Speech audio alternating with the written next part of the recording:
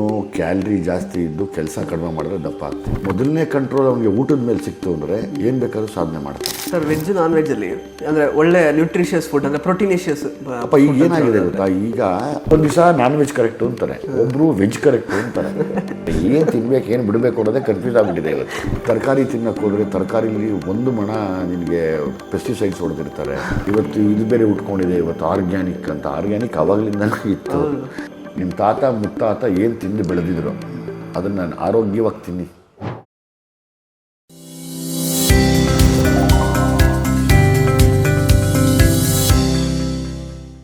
ನೀವು ಏನೆಲ್ಲ ಇರುತ್ತೆ sir actually first meal, second meal, third meal ಯಾವ ಥರ ತಿಂತಾರೆ? ಅದು ಏನಿಲ್ಲ, ಎರಡಾಗತ್ತಮ್ಮ. ಈಗ ನೀವು ತಿನ್ನೋ ಕ್ಯಾಲ್ರಿ ಜಾಸ್ತಿ ಇದ್ದು ಕೆಲಸ ಕಡಿಮೆ ಮಾಡಿದ್ರೆ ದಪ್ಪ ಆಗ್ತೀವಿ.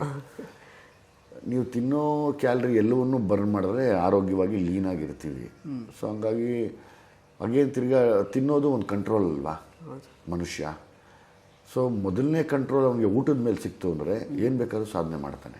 ಸೊ ಇದು ಗುಟ್ಟು ಸರ್. ವೆಜ್ ಮೊದಲನೇ ಹಿಡ್ತಾ ಅವನಿಗೆ ಊಟದ ಮೇಲೆ ಇರಬೇಕು, ನಾಲಿಗೆ ಕಂಟ್ರೋಲ್ ಮಾಡಬೇಕು. ಅದು ಕಂಟ್ರೋಲ್ ಮಾಡಿದ್ರೆ ಮಾತು ಕಂಟ್ರೋಲ್ ಮಾಡ್ತೀವಿ, ಬಿಹೇವಿಯರ್ ಕಂಟ್ರೋಲ್ ಮಾಡ್ತೀವಿ, ಎಲ್ಲ ಕಂಟ್ರೋಲ್.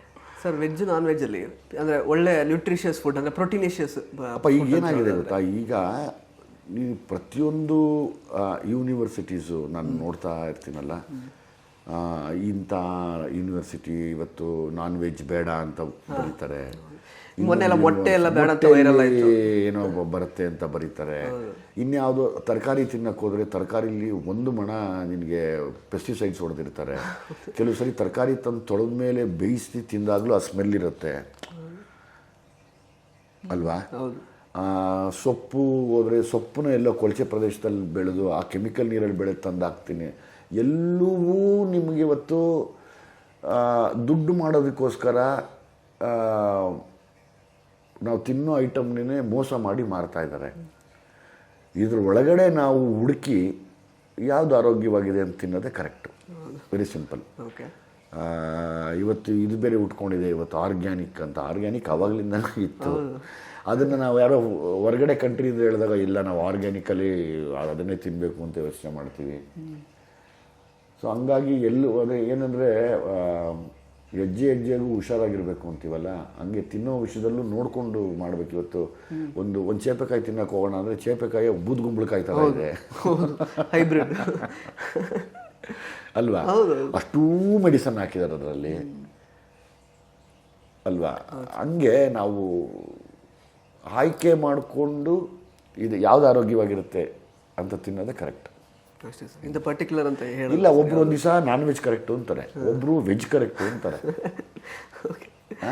ಇನ್ನೊಂದು ದಿವಸ ನೋಡಿ ಇಲ್ಲ ಬರೀ ಗಾಳಿ ಕುಡ್ಕೊಂಡಿರಿ ಕರೆಕ್ಟು ಅಂತಾರೆ, ಇನ್ನೊಬ್ರು ನೋಡಿ ಬರೀ ವಾಟ್ರಲ್ಲಿ ಇರಿ ಕರೆಕ್ಟು ಅಂತಾರೆ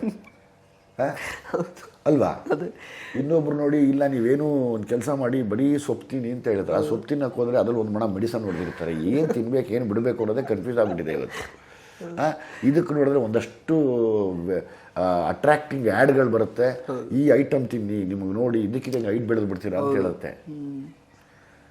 ಅಂದರೆ ಸಿಂಪಲ್ ಸರ್, ಇದು ನಾನು ಹೇಳೋದು, ನಿಮ್ಮ ತಾತ ಮುತ್ತಾತ ಏನು ತಿಂದು ಬೆಳೆದಿದ್ರು ಅದನ್ನು ನಾನು ಆರೋಗ್ಯವಾಗಿ ತಿನ್ನಿ, ನೀವು ಆರೋಗ್ಯವಾಗಿರ್ತೀರ. ಹೊಸ ಏನು ಪ್ರಯತ್ನ ಪಡಕ್ಕೆ ಹೋಗಿ ಸರ್. ನೀವು ಈಗ ಪ್ರೋಟೀನ್ ಹಾಕೋದು, ಒಮೆಗಾ 3 ಆ ಟ್ಯಾಬ್ಲೆಟ್ಸ್, ಗ್ಲುಟಾಥಿಯೋನ್ ಅಂತೆ, ವಿಟಮಿನ್ಸ್ ಅದೆಲ್ಲ ನೀವು ಇರುತ್ತೆ ಸರ್ ಹೆಂಗೆ? ಈಗೇನಾಗಿದೆ ಇವತ್ತು ಇದು ಡಿಪೆಂಡ್ಸ್. ಈಗ ಡಿಫಿಷಿಯನ್ಸಿ ಇರೋದು ಏನು ಬೇಕಾದ್ರೂ ತೊಗೋಬೋದು.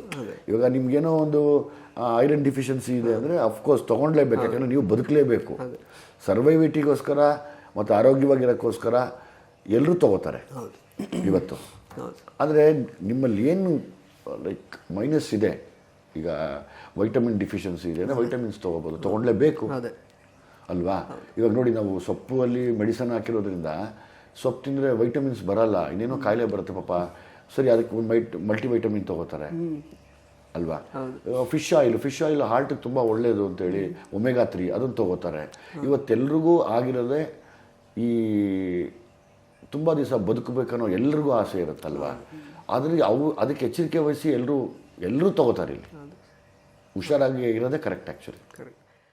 ಆರೋಗ್ಯ ಮಾಹಿತಿಯ ಇಂಥ ಮತ್ತಷ್ಟು ವಿಡಿಯೋಗಳಿಗಾಗಿ Vishwavani health YouTube channel subscribe ಮಾಡಿ.